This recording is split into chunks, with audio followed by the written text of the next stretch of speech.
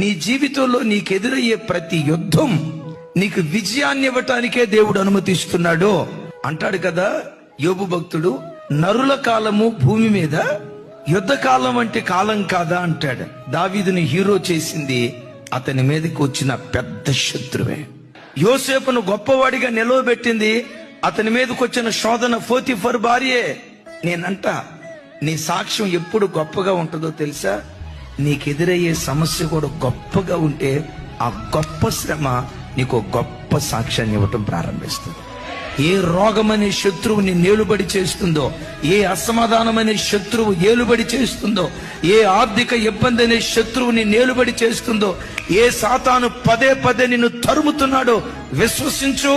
నిన్ను తరమాలని ప్రయత్నం చేస్తూ నీ మీద యుద్ధానికి వచ్చిన శత్రువులను ఒకానొక రోజు నీ పాదముల కింద నా దేవుడు అణుచును గాక.